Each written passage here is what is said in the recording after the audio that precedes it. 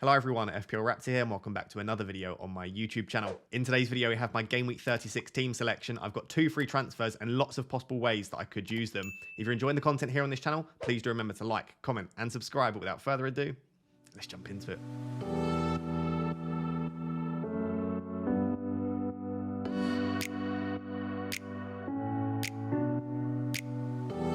So very briefly before we jump into looking at my team for Game Week 36, Game Week 35 went actually pretty well for me. I got a green arrow with 43 points, which is quite random. The week before, I think I scored 124 points in Game Week 34, so almost 100 points more in 34 than in 35. But that's the way it is with FPL sometimes. You can have pretty much an identical team in one week, and then in the next week it can absolutely flop. And to be honest, no players really performed, which is why you could get a green arrow with about 40 points. Trent was a fantastic transfer in a few weeks ago, though, for me. He's been getting assists, a couple of clean sheets too.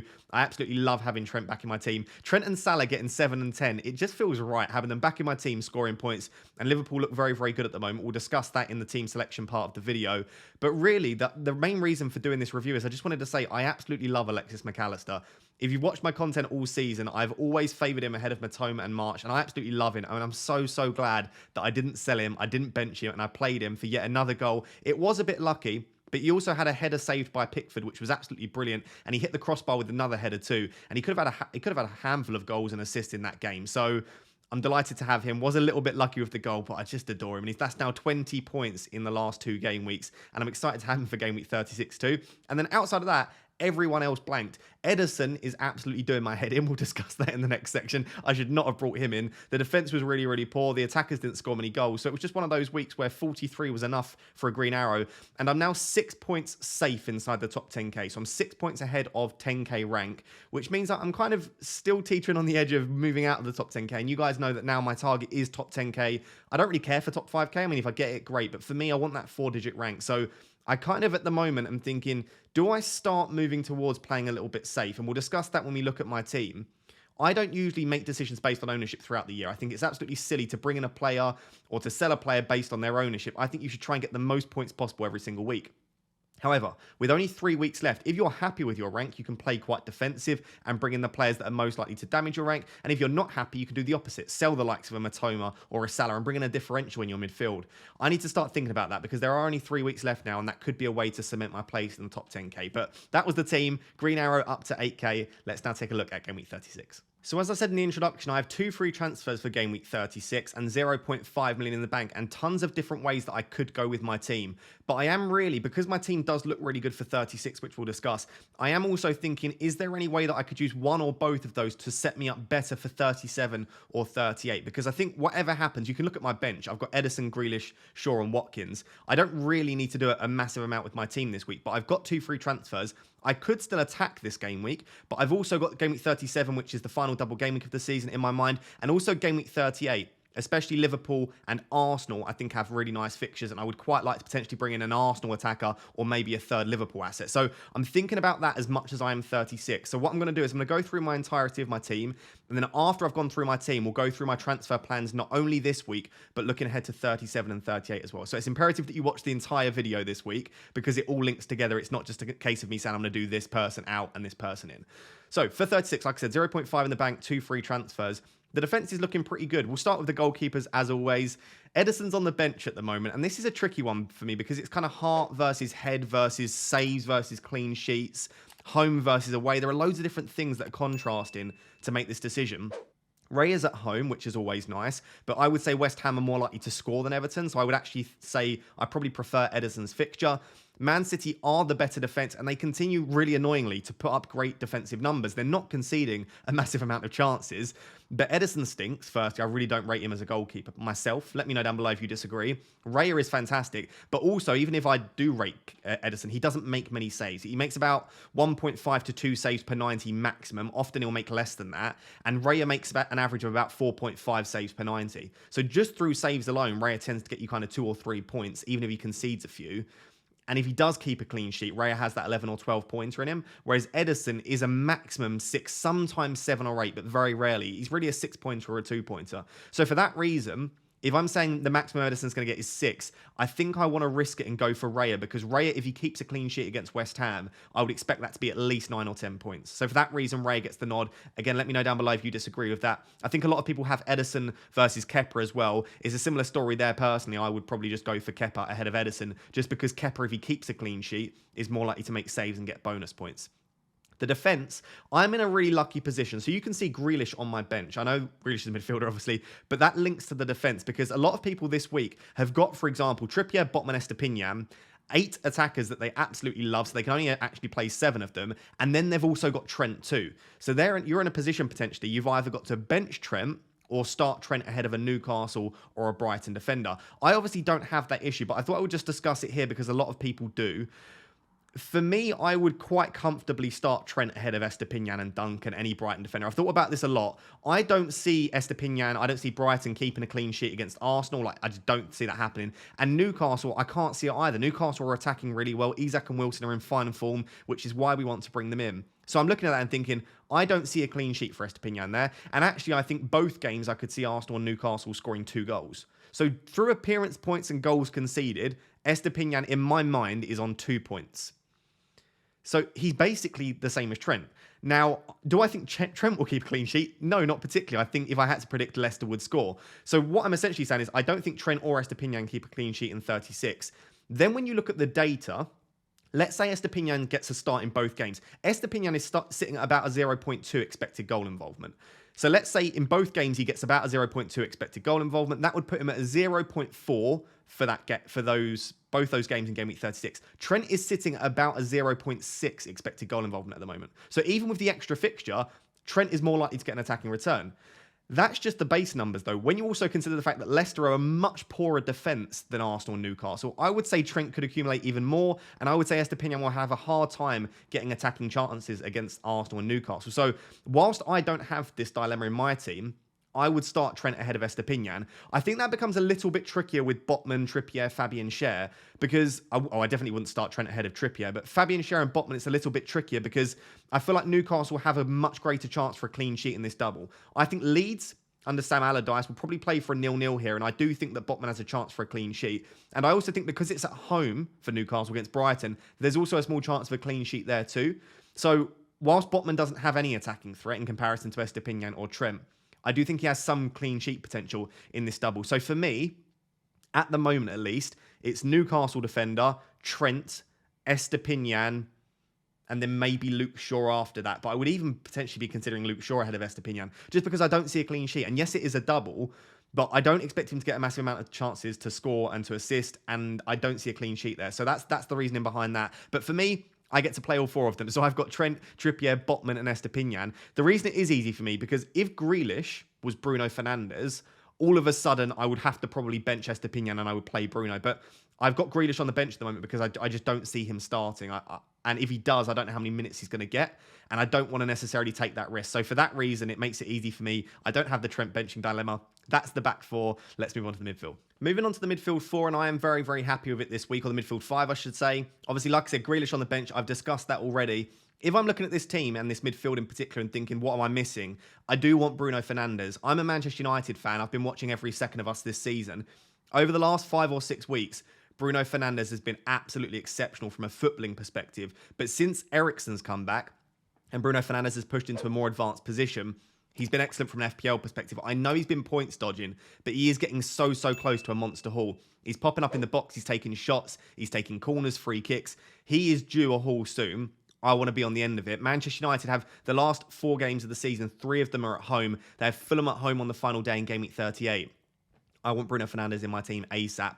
I'm probably going to end up doing it in 37, or at least that's the idea at the moment anyway. So I'm thinking if I'm going to do it in 37 anyway, I could do it this week and then, like I said, play Bruno ahead of Estepinian. But that's something for me to think about. In the final section, when we go through my transfer plans, I'll show you what that would look like this week versus next week. And if I don't do it, where else I could use that money. But other than that, I'm really happy with the midfield. Salah and Rashford, I think, are 2 of the best single game week players this week. If it was a normal week, if it was no doubles this week, I would genuinely consider captain. I think I would captain Salah ahead of Haaland this week. I think Leicester away is such a good fixture. Salah's data is really strong over the last 4 or 5 weeks. He's still on penalties. Leicester just look like they're going to go down. They're going to have to go out and try and score goals. And I think if Liverpool get an early goal, there's no point Leicester sitting back. So if Liverpool score in the first 10 or 15 minutes, I think this could be 6, 7, 8-0 because Leicester are going to have to go for it. And I just don't think they have it in them to go and give Liverpool a game at the moment. So from a Liverpool FPL perspective, I think it's exciting having Trent and Salah. I'm a Manchester United fan, and I'm very, very nervously looking over our shoulder because Liverpool look like they're found a run of form right at the end of the season.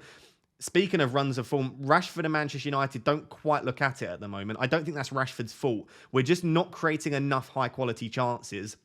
We're getting like little half chances here and there. And that's kind of what I was saying about Bruno as well. He's popping up in the box and he's almost getting that final ball, but it's just not quite clicking for Manchester United. But I feel like if it does click, then it could be a ton of goals. And I think Wolves at home is a really good fixture. We spoke about last week. Wolves, when they're at home, i.e. a Wolves away fixture, is actually really tricky. Wolves just don't concede a massive amount of XG at home. But away from home, Wolves are terrible. So I think this is actually a really good fixture for Rashford. And I think the same for Bruno Fernandes.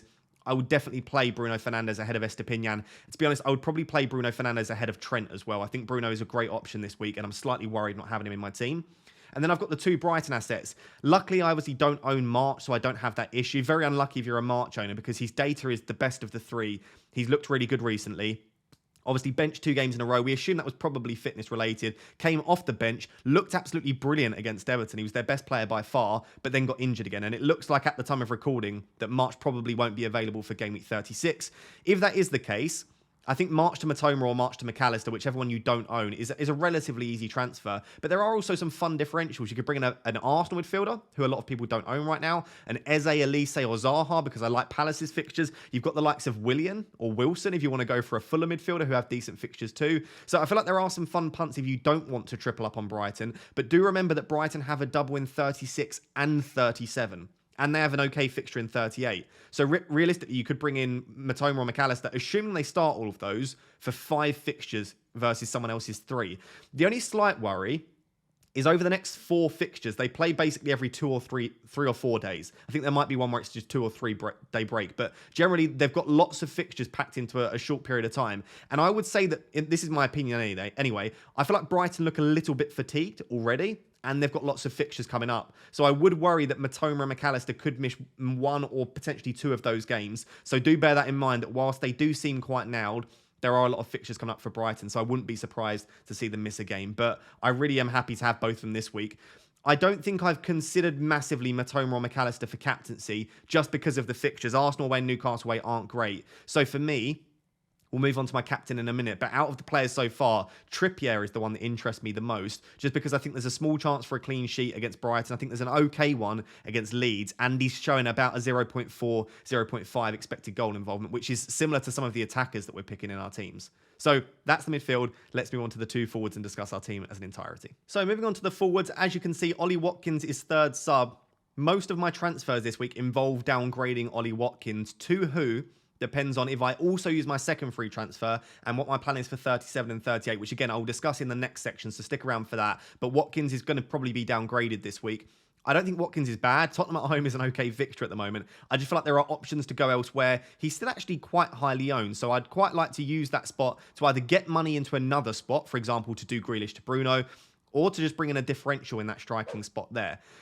The other 2 strikers, we'll start with Haaland.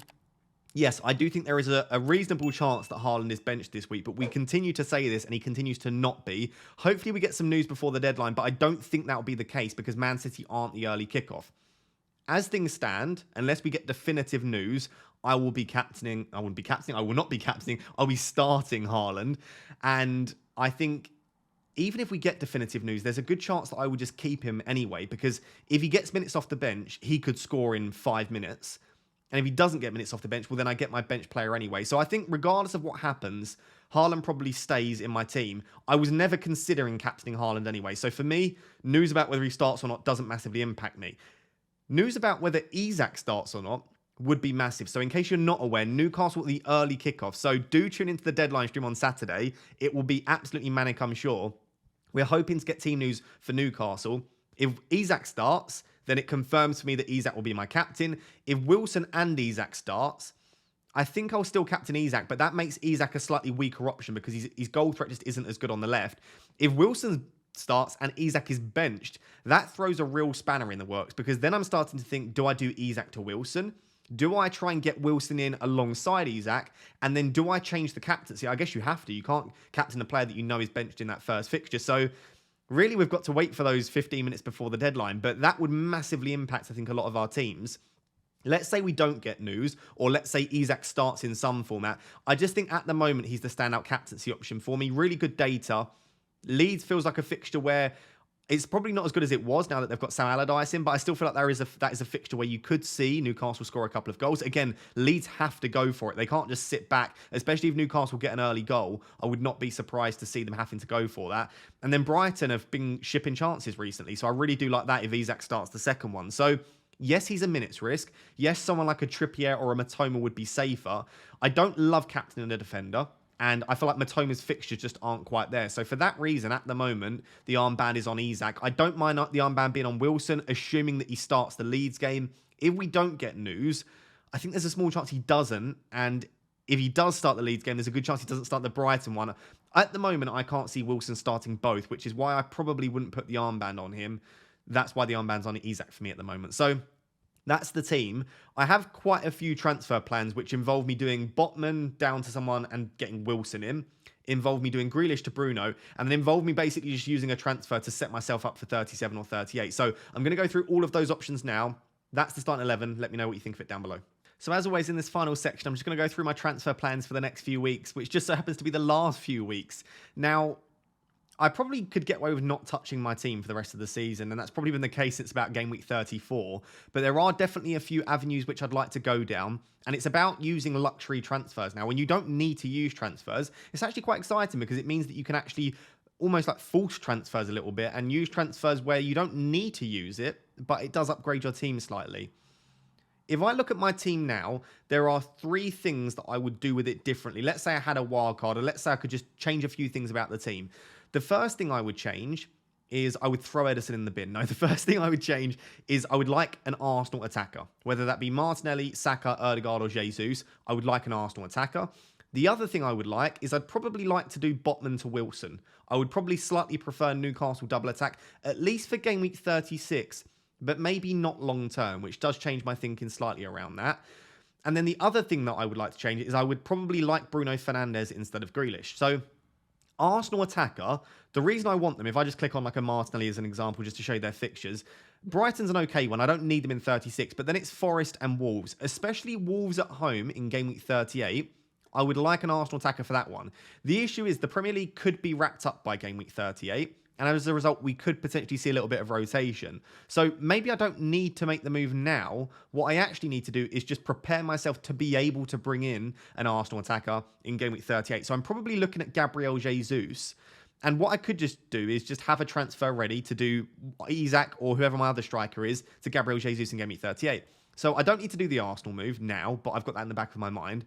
The Newcastle one, like I said, it uses both of my transfers just to simply switch Botman to Wilson. And I don't even know if Wilson will start either or one of the fixtures in game week 36. So that feels like whilst it does have a high upside, I'm relying on Newcastle conceding, which I don't necessarily want to do in both games. And I'm also relying on Wilson doing quite a lot. And then, like I said, that limits me for 37 and 38 because I'll only have one free transfer in 37. It makes getting someone like a Bruno Fernandes a lot more difficult and just being a little bit more aggressive with my transfers in 38. So that leaves Bruno Fernandes, and that is kind of the avenue that I want to go down, and I do want him in my team at the moment. It's not that I think Grealish is a bad option, and I wouldn't be surprised to see him start most of the remaining games. It's just, if City do make it through, obviously, to the final, they've obviously got the second leg in the semi-final.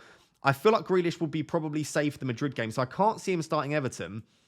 Chelsea and Brighton, it's not a bad double, but it's not a perfect double. And then will he start the final one in 38, or will we see some rotation? Again, if City have wrapped up the league by then, who knows? I just feel like I know Bruno will start the remaining 4. If we look at the fixtures for Manchester United, I like them a lot. I know I'm talking myself into it, but I guess I'm just trying to justify where my head's at. So if that is the case, how do I do it? Well, it's pretty simple. It's Watkins down to a cheap striker, and then Grealish up. I could do that this week. I could do Watkins down to Greenwood because I don't need my third striker for the remainder of the season. I could do Grealish up to Bruno. I've got the 2 free transfers, and then that's the team done. If I do that, though, I would then have to bench one of Trent, Estepinian, or Botman. As we discussed in the team selection part, I would probably bench Estepinian. So what I need to think is it worth using both my free transfers this week to bring in Bruno to bench Estepinian? Am I that confident that Bruno outscores Estepinian? I do think he will, but I'm not that confident. So the other option I've got is to just do that and to bench Bruno, or just to make the one move this week and then reassess in 37. And this is currently what my plan is. And I know this is super boring. Is Watkins down to Greenwood. I can't quite afford Watkins to Solanke and Grealish to Bruno. If I could afford that, I would. I'm 0.1 million off, which is annoying. So Watkins down to Greenwood. That's it for 36. Going into 37, I've then got 3.9 in the bank to then do Grealish to Bruno. Now, the great thing about this, it's Fernandes, isn't it, on this, is I've still then got one free transfer for 37. So if I don't need to do anything else with the team in 37, which looking at it, I don't. At the moment, I've already got Trippier and Botman on the bench. I'm really, really happy with the team. In 38, I would then have two transfers again. And that's what I like about this, because then all of a sudden, let's say I do want to bring in a Gabriel Jesus. Maybe the title isn't wrapped up and we think that Arsenal will go full strength. Or maybe we've got some team leaks because obviously all of the games will be on at the same time. And then maybe I also want to try and, I don't know, shift to an Arsenal defender potentially against Wolves at home. So maybe I bring in, I don't know, like a Ben White or whoever we think will start that week. So the reason I like this kind of set of transfers, and this is why I'm leaning at the moment, is I don't need to touch my team for this week. I've got triple Brighton, triple Newcastle.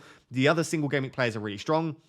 I do want to prepare to potentially bring Bruno in, though. So just use the one transfer to do Watkins to Greenwood. In 37, use that one transfer to do Grealish to Bruno. If I decide not to do that, well, then I've got other options that I can do with that money. And then in 38, I can focus on bringing in final 1 week punts, maybe an Arsenal attacker. Maybe if I'm at this stage, like 6, 7K, maybe I play super defensive. I just bring in the most highly owned asset that I don't currently own. And I might do that because I do want to secure a really good rank to finish the season. So those are the options. That's what I'm currently leaning to. A little bit boring, but I am still slightly tempted this week. Depends how much I fancy Bruno, I guess, against Wolves at home. But I am still slightly tempted to just do both this week. Watkins to Greenwood, Grealish to Bruno, bench Estepinian. Let me know down below what you think of those plans. Would you bring in Bruno this week? Would you switch Botman to Wilson? If you're interested in my thoughts on selling double Newcastle defense, double Newcastle attack, I did a game week preview video a couple of days ago. Go and watch that after watching this one. I go through Newcastle and Brighton assets in detail. And I think at the moment, my opinion is it's probably not worth my 2 free transfers, especially when I can use them later to bring in the likes of Bruno and then Arsenal attackers in 38. So that's my current thoughts. Let me know what you think down below. So guys, there you have it. That is my Game Week 36 team selection. Don't forget there will be a deadline stream on Saturday morning, and hopefully we're going to get early team news around Newcastle, and we'll find out whether Isak and Wilson are starting. Also, make sure to follow me over on Instagram. Next week, I have some very, very exciting content planned with a very special collaboration. There'll be behind the scenes footage and content over on my Instagram. So it will be somewhere over there. I'll show my Instagram. Do go follow it. There'll be a link down below in the description. It's just at FPL__Raptor. There'll be loads going on my Instagram next week, so you're not going to want to miss that. And also make sure to subscribe to the channel as well, because the videos that are about to drop will be absolutely massive. Until next time, thank you very much for watching. Cheers. Bye-bye.